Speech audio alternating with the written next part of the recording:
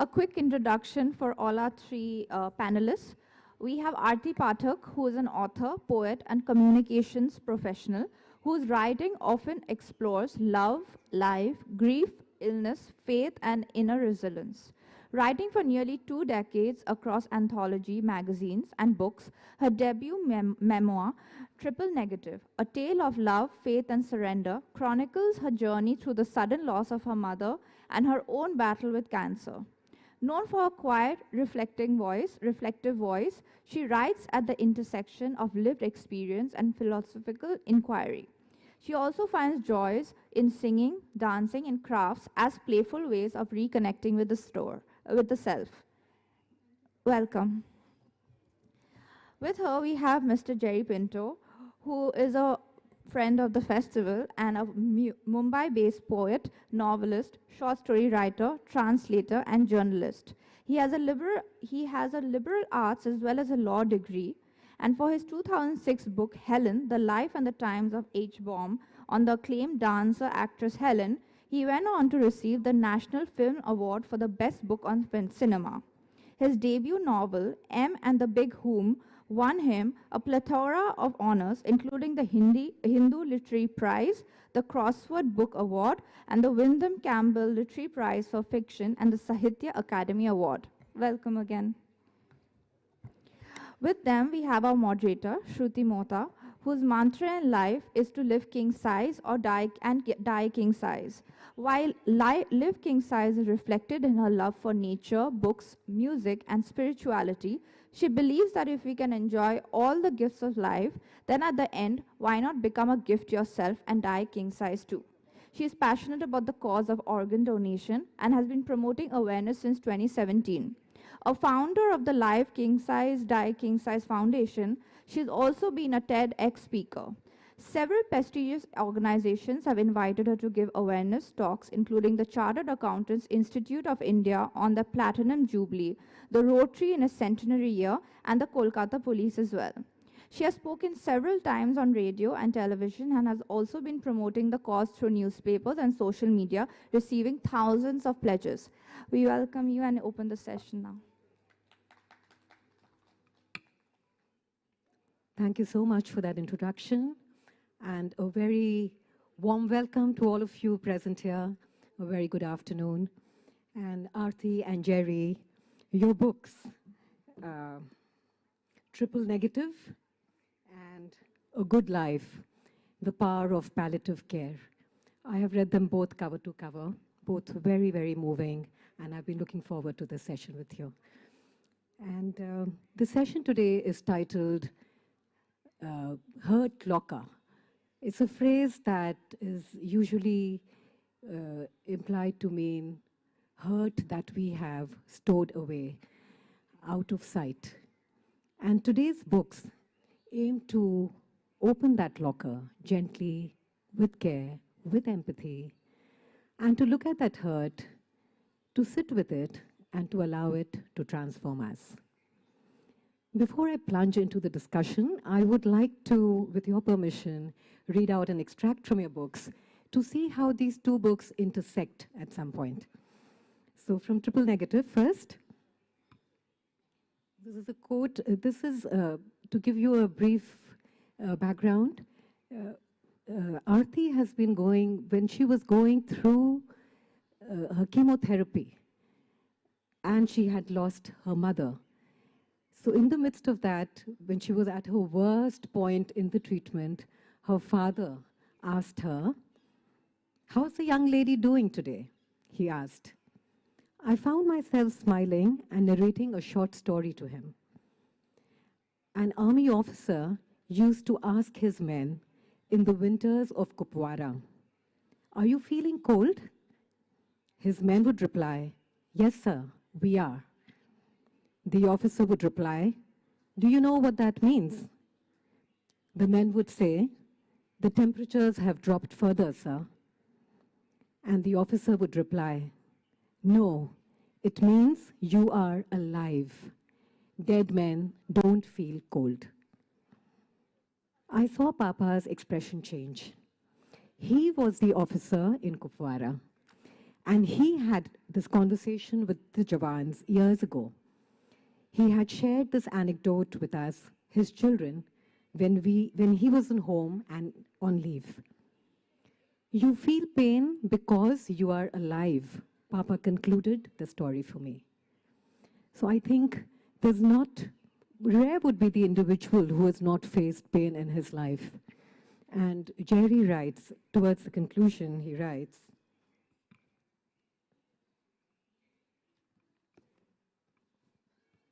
pain is inevitable, suffering is not. This is the central message of all the stories in the pages of this book. Stories of those who care, those who need care, those who have the courage to accept that they need care, and those who have the empathy and compassion to provide it. Through my journey, I have experienced the power of stories, the wonder of making a human connection. Listening to other people, letting ourselves into their life experience when they open the door for us will make us less ignorant, less fearful. It can open us up to the possibility of compassion for others as much as for ourselves. Beautifully written, Jerry. We need to feel as compassionate for ourselves as we feel for others. And that is something that you've reflected in your book as well. So to begin the conversation, now both of you have been writers even before these books. But your writings have been very different, Aarti. You've been writing several columns.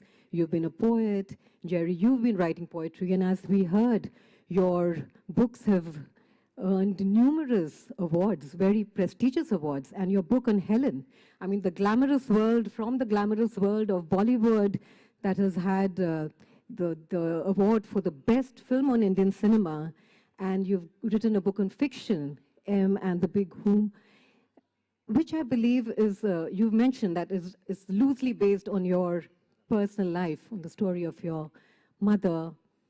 So I wanted to ask both of you, how was this journey, the transition from writing those other books to this book that was meant to be an expression of your personal story?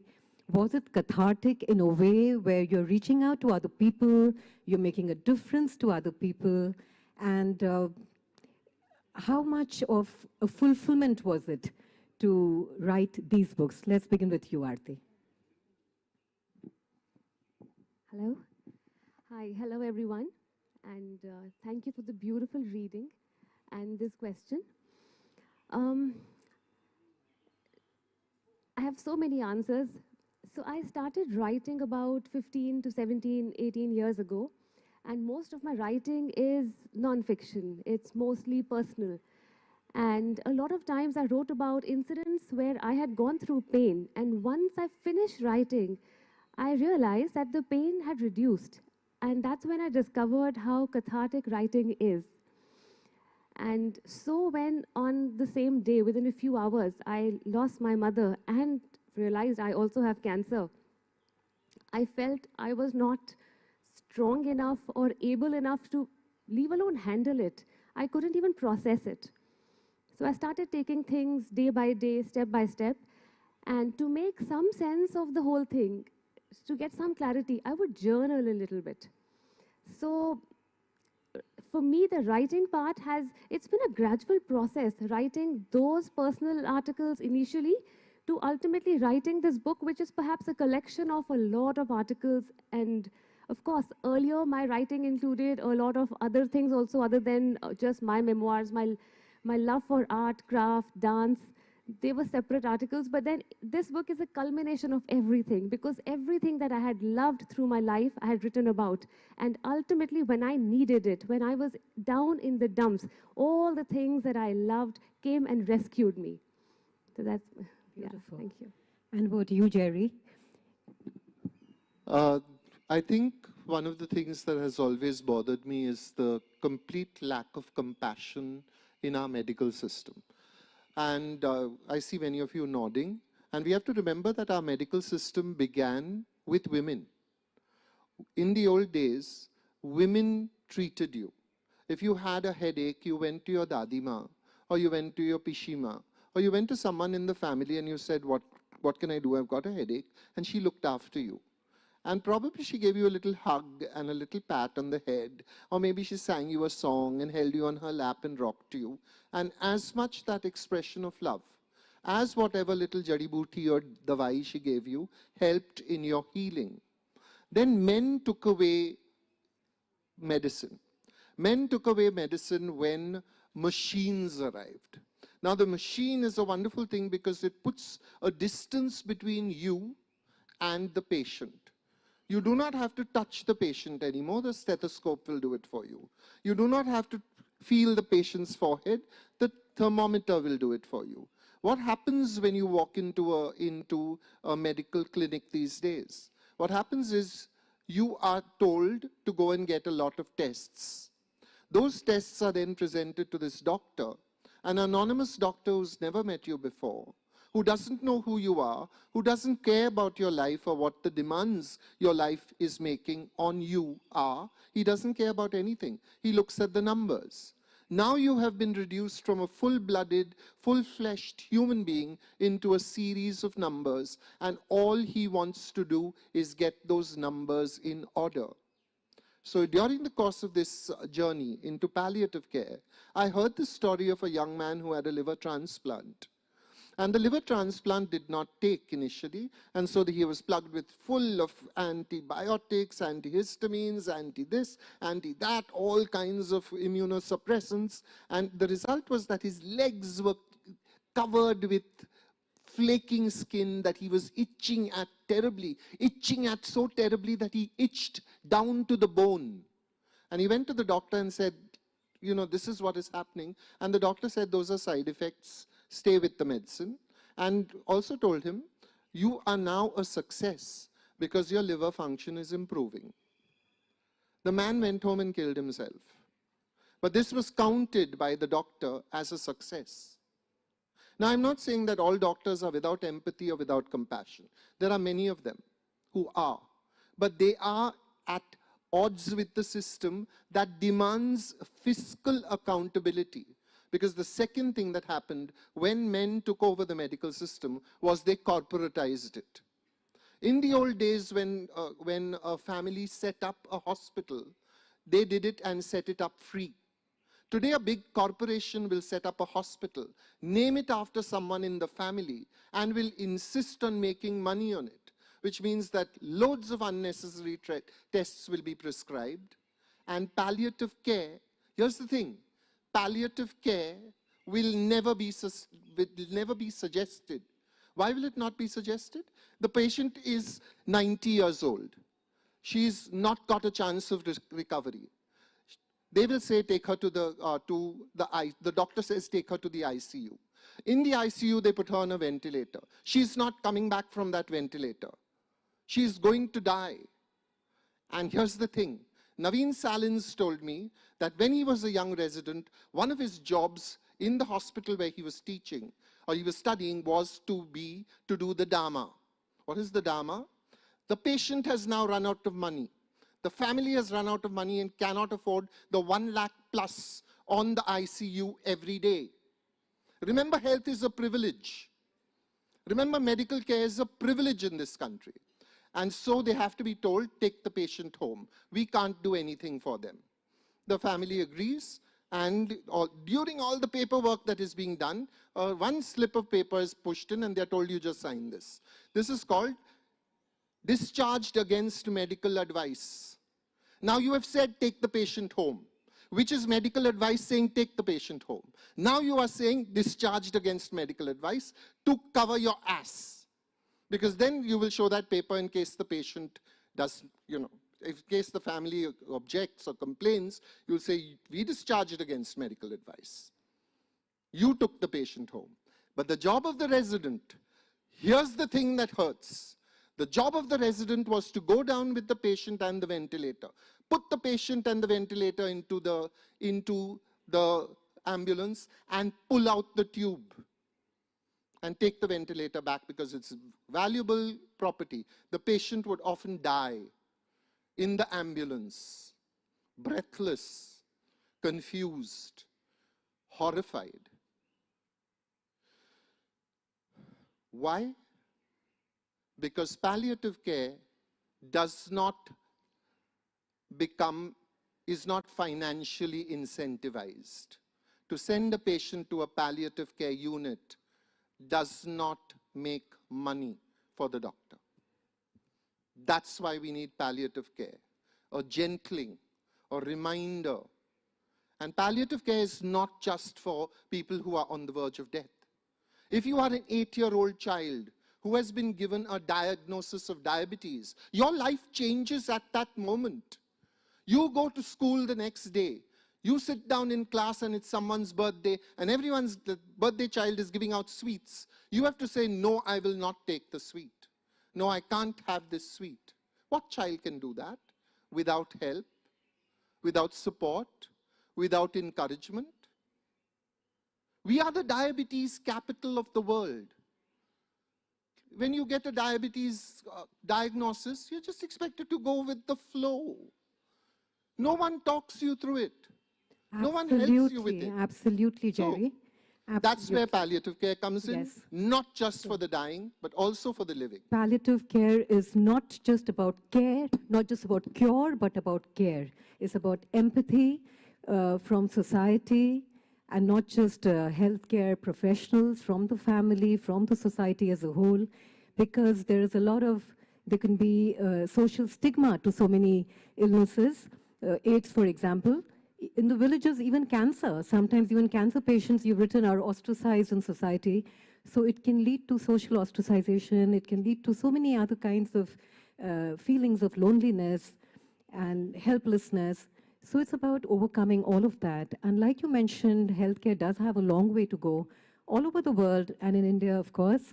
In fact, Aarti, you mentioned in your book also, of course, it's a very uplifting book. We're going to talk about that. But since we're on the subject of healthcare in India, there have been times where you have felt that dignity was lacking in healthcare, where you've had to have some tests done. You are asked to remove your shirt and walk 10 to 12 steps to the table, and there are men in the room. I mean, for them, it's just a routine thing, but for you, it's the first time you're doing it, and you asked to do it again. I mean, there is a lack of dignity in that.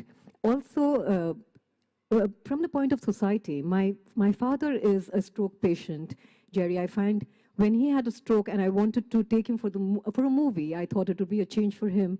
He was wheelchair bound. I went to every movie hall in my vicinity and beyond. There was not a single one that was wheelchair friendly. All of them had steps on it. So that means the elderly and the ill are just ruled out of the system when they are the ones who need that the most. So I completely agree. We do have a long way to go. Now, coming to the positive side, Aarti, your book, this triple negative, and this beautiful picture of fist bumping. When I picked up the book, I just thought it's a picture. But when I was reading it, several times there's a reference of your husband and you fist bumping in the midst of your darkest moments. And your husband is here.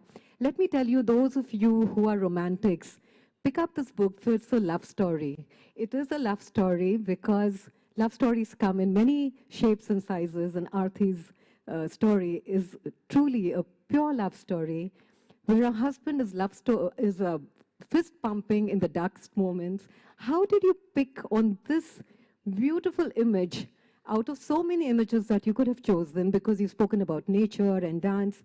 How did you, it's just so inspiring. Actually, I got very lucky.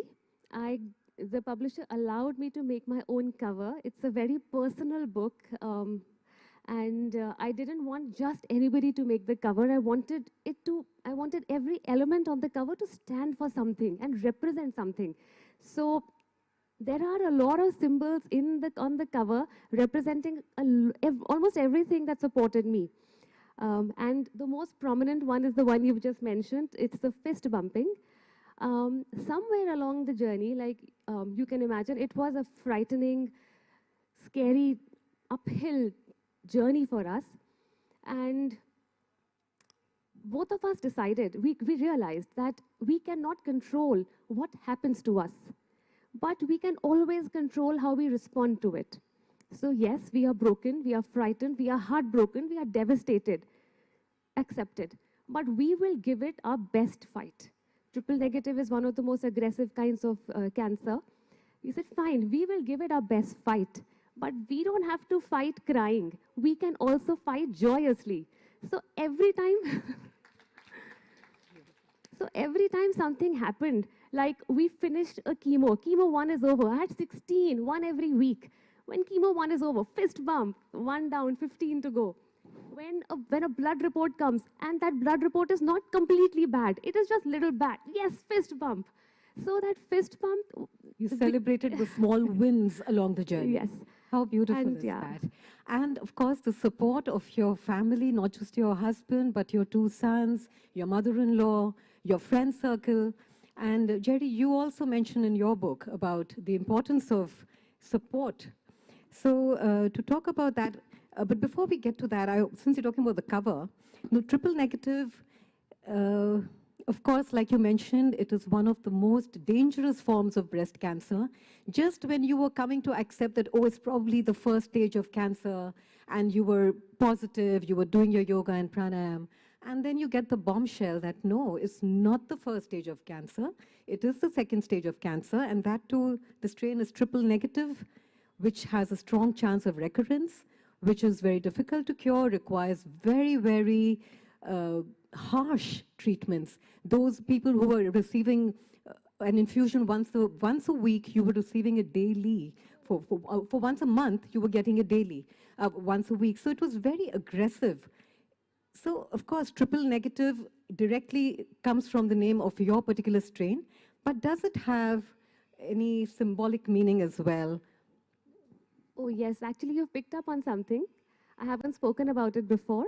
So triple negative was the name of the kind of cancer that I had, and which is what the book is named after. But it also stands for something else, which is at that time in life, I faced not these two, the loss of my mother and the cancer diagnosis, but 3 ruptures in my life.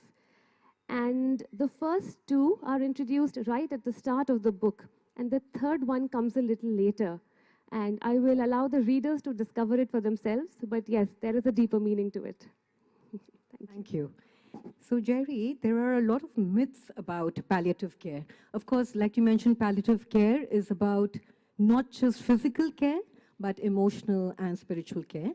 So a lot of myths, like you mentioned, people feel that it's only for cancer or for terminal illnesses. Also, people feel that palliative care is only for the patient. What about for the caregiver? There's frustration, there's anger. Also, people feel that palliative care is only by the doctor. So to whom and by whom, so a lot of myths. Would you like to speak on that? I think one of the first things that I'd like to say is that the good thing about this book is that it is now being translated into 4 languages, and hopefully it will be translated into 20 at some point.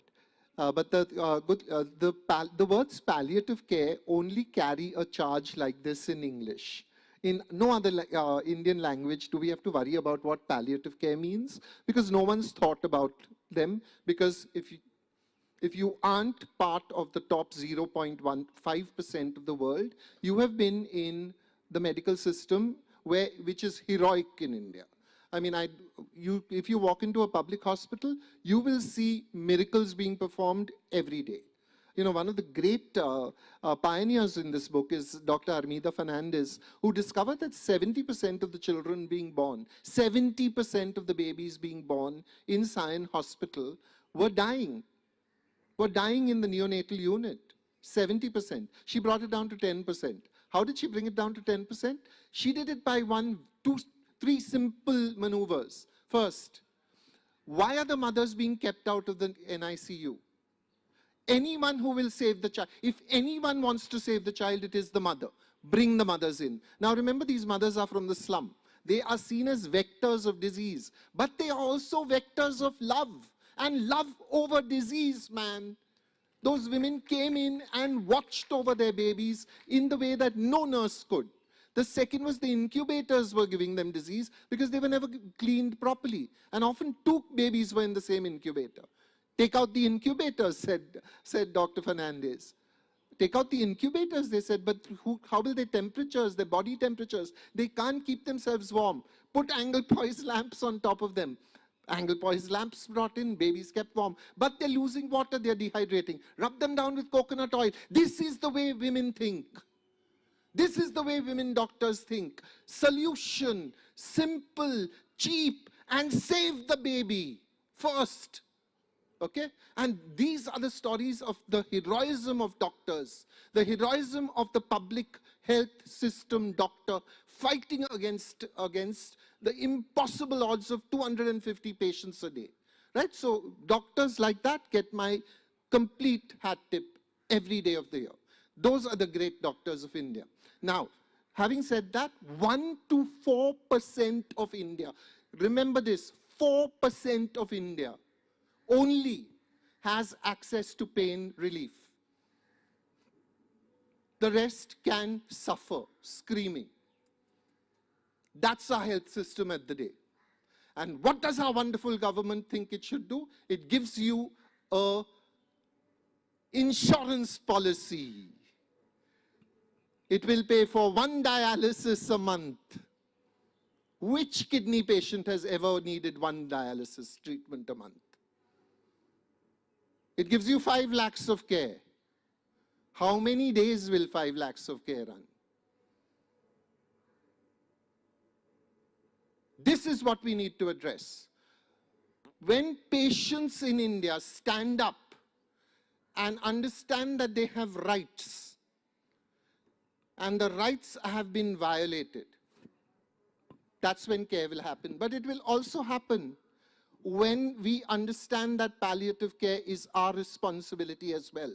So the next time you have someone who has a problem, please don't go to them and say, anything I can do, question mark. They don't know. Instead say to them, can I come and bring you lunch every day so you don't have to cook? Can I come and take auntie out for 2 hours so you can have a little chill time? Can I come and look after your children while you take your daddy to dialysis? That's help. That's palliative care. That's something we can all do for each other.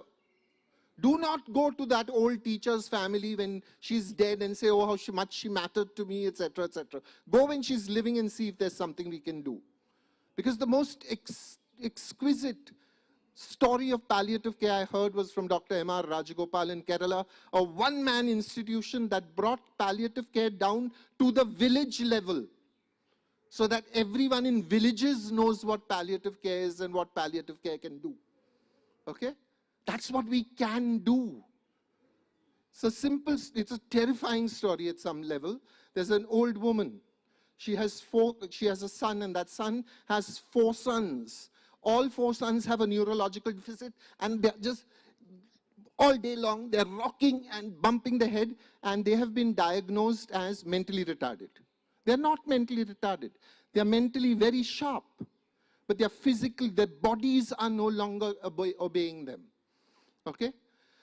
And she's old and tired, and one day she comes home with poison, and she says, I've bought poison, and we should all now kill ourselves, because I can't do this anymore, and you will not live with dignity after that. And everyone, she says, but we will all vote on this. And one by one, the husband says yes. The daughter-in-law says yes. The first son says, yes, we will die. The second son says, yes, we will die. The third son says, yes, we will die. The fourth son says, I want to live. And because of a minority vote, a single vote, she says, the plan is cancelled.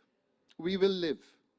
And M.R. Rajagopal heard about it. And when he came to see them, those 4 boys had the backs of their heads were damaged, severely damaged from hitting the brick wall behind them whenever they hit the wall, and they were bleeding sores. And he said, okay, we'll take you all to hospital. We'll take you to a care center where you'll be looked after. And the boys said, no, no home. This is our home. And that leads us to the central, most important tenet of palliative care, patient autonomy. The patient gets to decide. That is and so so he said, wonderful. yes, hold on. He said, yes, I will keep you here. And the first thing he did was to put a mattress behind them. They stopped bumping their heads. they healed. Beautiful. Palliative care can sometimes be a mattress. Are you ready to be a mattress? That's the question this book asks. Beautiful. Just a mattress, and sometimes, as you would read in Aarti's book, when the chemotherapy started and the hair started falling out. So for those of us who have not encountered cancer, you'd probably think, oh, it's just hair. It's just a matter of a physical thing. What does it matter? But someone going through it, she said, maybe some people might be owning it, but I was not ready to own it. For me, hair was important. And she's written how bitter she was with her mother for years, because when she was a little child, her mother had cut her hair very short once. So she was so emotionally attached to her hair. And then when she was sitting in the doctor's office and she's asking him, and the doctor says that many of my patients, I don't know what it is about female patients, that at stage 1, they don't opt for chemotherapy just because of the hair. And they come to us at stage 3 when we have very limited options left. So, but she said, yes, doctor, because the loss of hair is a constant reminder of death. It's not just a physical thing, it's a constant reminder of death. And the doctor just stood stunned for a moment. He hadn't thought of it that way. So again, it's palliative care because they are taught the best of physical care, the best of medicine, the best of managing other things, but they're just not taught how to look at the psychological side of what the patient is going through. Something as small as hair, something as little as a mattress can provide that palliative care. So coming to your story, Aarti, you mentioned that even before you were diagnosed with the cancer, in a way, the universe was preparing you for it. You were diagnosed right in the midst of COVID. You had lost your mother just the day you discovered that lump in the breast. I mean, it's heartbreaking how much a person can deal with. Like you said, you didn't even have to deal with it. You were just too stumped to even process it. And then, but you said your faith in all your devas and your Hanuman Chalisas, your chanting every day with your husband, your Devi, all the bhakti, all of that stood you in good stead. So you even mentioned that you had started listening to Ramayan podcasts before you were even diagnosed. So all of that stood you in good stead. But what kept your faith from being shaken? For most people, and I'm sure a lot of other people, like you said, even if you didn't ask why me, a lot of other people asked you, but why you? You were such a good person. You have been religious. Why were you chosen? It's a beautiful reply that you've given. I want you to share it with our listeners. Okay, yes. So my close friends were very angry. Aarti, why you? You're the gentlest soul we know and all that. I'm sorry, I'm tearing up because the love which came to me is always gets me emotional. But it's like you said, I feel I was being prepared for this journey just about a couple of months before I was actually diagnosed. I got a forward of a Chinmaya Mission podcast for the Navratris, 18 webinars, morning, evening. And because it was COVID, I was working from home. I listened to all those podcasts, and these were podcasts by actual learned people who had read the Sanskrit. So the actual mool tattva of the epics came to me and my Atma. And then at that time, I started questioning that if Sri Ram and Devi Sita, who were a young couple, madly in love, newly wed, and they were following the path of dharma, they were not going out and troubling anybody. They were in their own family, young. If they had to go through so much, even though they are incarnations of devatas, if they have to take their karmas on earth, who am I? Why will I be exempt of my share? So that gave me courage. That was the answer. Beautiful. Also about your son, we were reading that both your sons were such a support, and they even, young boys, 11 and 13 at that time, and one of them was making Excel sheets to tabulate the data. For week to week, you had to report your blood readings, and you were tabulating data. So as a family, you took it head on. But not every family is blessed that way. Like you've mentioned in your book, Jerry, you've written, I have that passage here, about the love assumption. We just assume, you know, the assumption is love. We assume that parents love their children, the children love their parents, and that siblings love each other. We assume that the bedrock of the family is love. And this is so often the case that we find departures from the norm shocking, even horrifying. But illness can strain the bonds of family simply because so much changes when a person is ill, especially when the illness is said to last for a long time. What do you have to say about that? I feel often, you know, we underestimate the power of love and we overestimate the power of love. Both of this can happen simultaneously.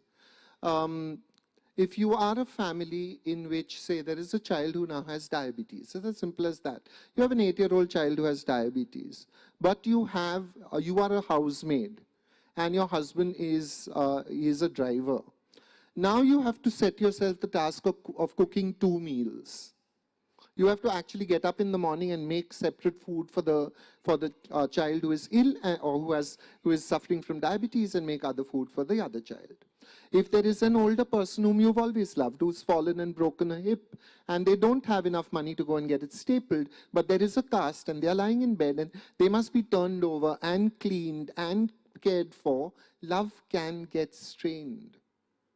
And then with that strained love, because you feel, oh God, I can't be feeling like this. This is my mother.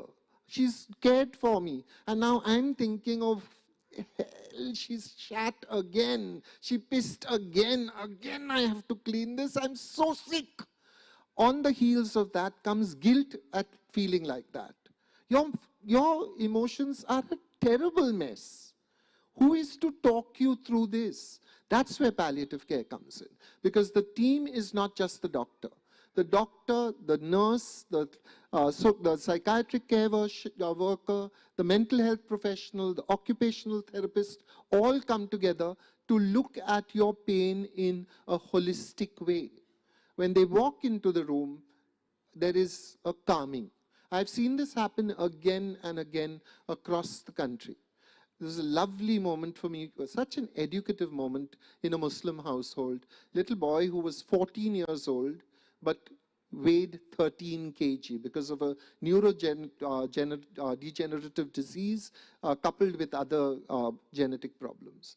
And the mother, she was offered counseling, and she said, Ramzan is going on now. And I thought, oh, Lord, the poor thing is also fasting on top of everything. And she said, this is the month when the Holy Quran was brought down to earth. And I feel such peace during this month. I don't need it, but I will need it when Ramzan is over. And I thought how we misunderstand other people's faith traditions. That for her, this fasting is a beautiful, calming time when she can deal with her life. Her second son also had a problem, but less pronounced. I mean, just for me, that was the education in this book, that there is love. There is love, but there is also economics. And when we do not place love inside the frame of society, of economics, of politics, of health, of social class, of caste, of all these things which are a conurbation around it. If we just see love as this independent, beautiful flower, then we are romanticizing love. And we are grossly overestimating its power.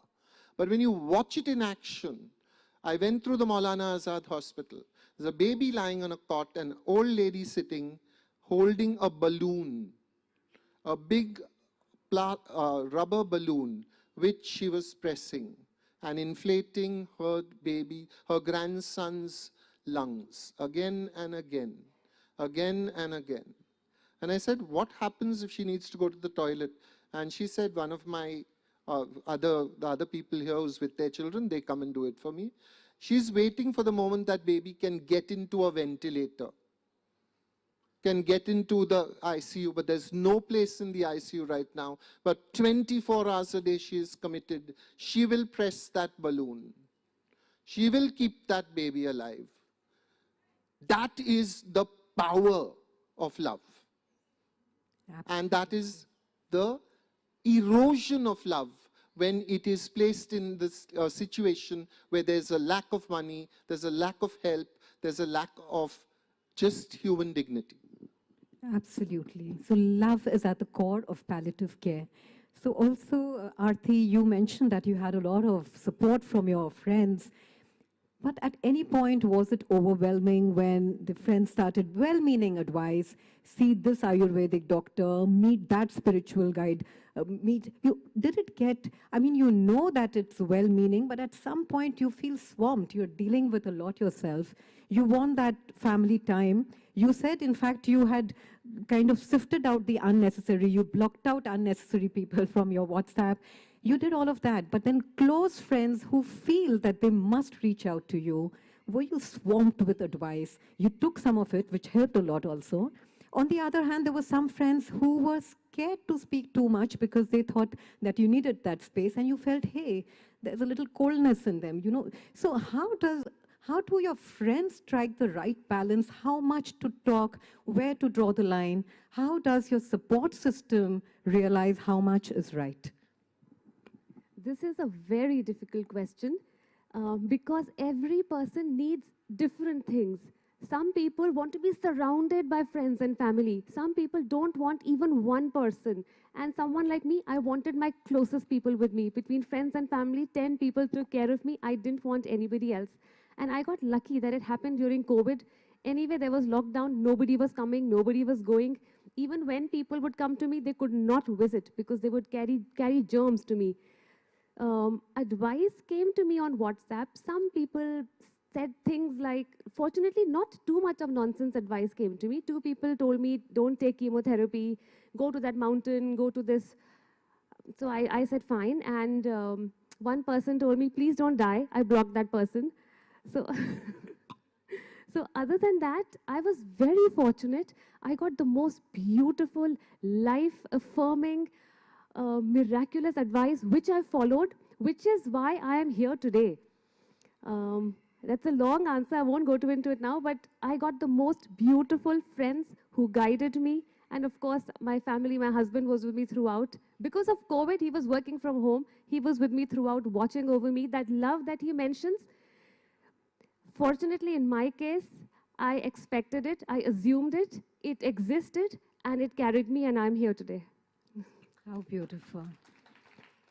Any of you seated here has anyone in the family or your friends who is going through chemotherapy, is going through the loss of a loved one? I would really recommend picking up these 2 books. They are so life reaffirming, and there are so many tips mentioned in these books that are going to make the whole difference. You have to bridge the gap between medicine to actually making it happen. It's not just medicine. Medicine is being given to so many people, but so many people really make it. So there are many other things that you've made the miracle come true. Also, I wanted to ask you, Aarti, that how did you come to terms with the loss of your mother? You've mentioned that many times you've had these images. I mean, they're very, very graphic descriptions of that falcon pulling out that, so very heart-wrenching images have come to you. How did you make peace? How did you let go? How did you think that, yes, I have to let go for her sake? So I will share that the news of the cancer didn't bother me as much because I was completely drowning in grief of losing my mother, who was also my soulmate, obviously my oldest relation. And the cancer treatment gave me the luxury of being distracted from the grief. But once the treatment started getting over, I started grieving extremely heavily. And the pain was, like she said, I used to get these visions that a falcon has come and snatched out my heart and flown very high away and then thrown my heart back into my chest and said, now live. That's the kind of pain I was feeling. But then I tried all sorts of course, we know everything and we know that everybody has to go. There is no family where the loss hasn't happened. Nobody's parents are always around, but you know it at some level. But then I actually went to a healer and she said some stuff to me.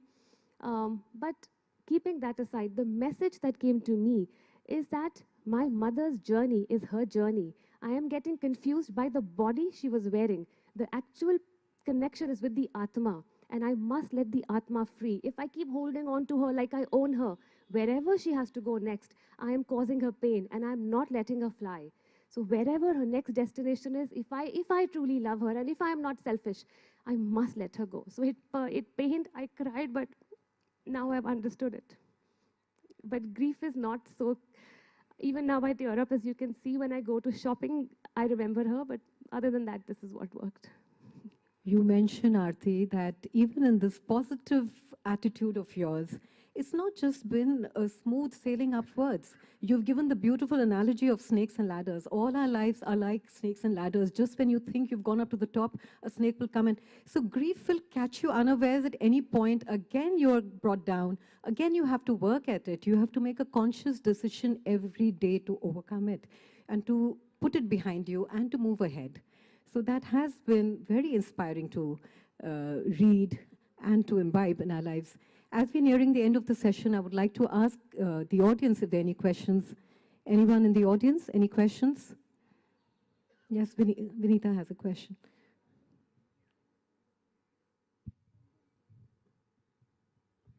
So I must congratulate you on the most beautiful session. It was, the speakers were brilliant. Shruti, you moderated it so well. It was, I mean, we literally couldn't even blink our eyelids thinking that we'll miss something important. So having listened to all of you, my question to you, Aarti, would be that in this whole journey, what are the things which have really helped you the most? And what is the one advice that you would like to give to people who might be going through either cancer themselves or might be watching a loved one go through it? Okay. So what helped me is a very long list. I'll condense it to the two main things. The first thing that helped me is that I broke the walls I had built around myself. I used to feel that I have to do everything myself. I have to be independent. And then I thought, when this hit me, what am I trying to prove? What am I trying to prove? We are humans. We are meant to live together like communities. And I have the privilege of having love, people who love me. So I broke the walls around me. When my husband wanted to be there for me, I allowed him. When my close friends wanted to reach out to me, I picked up the call. I took the well-meaning, brilliant advice they gave me. So that is one thing that helped me. The other thing is, all this is there, but unless your mind is strong, I would have failed. I used to think I'm the weakest person that I knew. I would have not thought I can handle any small thing, leave alone all this. But I was rescued by a yoga teacher who taught me pranayam. And she taught me pranayam, and I felt it is one beautiful way to find God himself. So every morning during my cancer treatment, I would wake up before sunrise, do pranayam with my husband, and I cannot tell you, when the sun rays would fall on my closed eyelids and I am in my Om Jap or in my breathing, I felt at one with the universe. I could see the Atma in me is the same as the Atma in all living beings, which is all the Ansh of God. That helped me overcome all kinds of fear and petty thoughts and everything.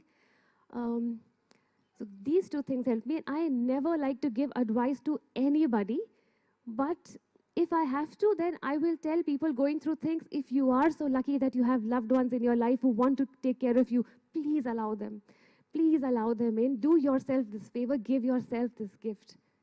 That's what I would say. Thank you. Beautiful. Do you have any message for the audience, just before we wrap up? Anything in brief? I would say just be kind. Wow, beautiful. There was a question here. One question. We can take one last question from the audience.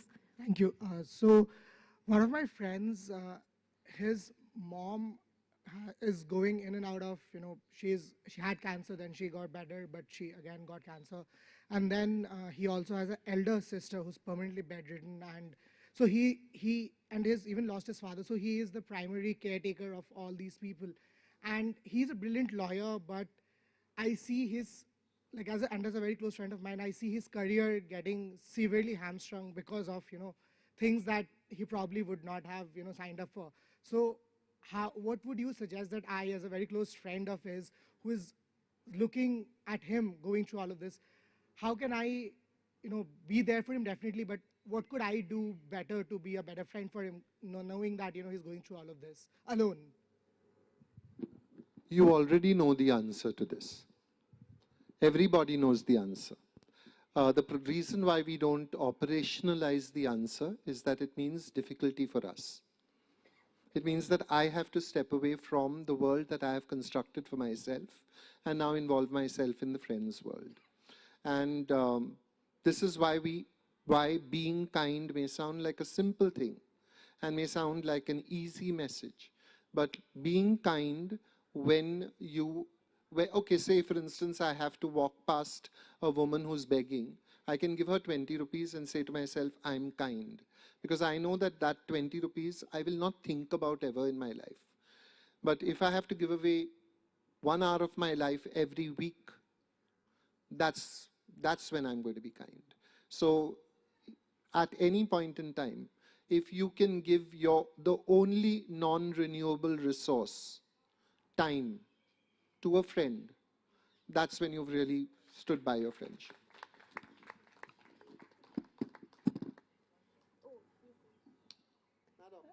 Do we have time for more? Oh, we could probably meet you after the session. I'm so sorry we'll have to push it to behind after the session. And so thank you so much, Jerry and Aarti, for sharing your stories with so much honesty, so much courage, so much gentleness. And today's conversation that reminds us that even in moments of loss and uncertainty, we have dignity and care. And perhaps that is what a good life is about, not the absence of pain, but the presence of faith and connection. Thank you so much for being such an attentive audience. Thank you. Can I have my book? Yes. Yeah, I'm going to hold it. Yes. Let me hold both the books.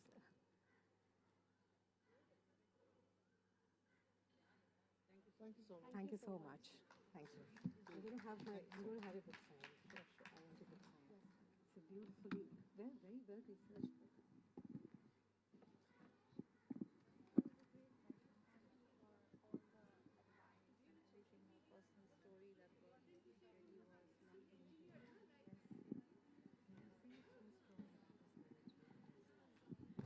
Thank you to all our three panelists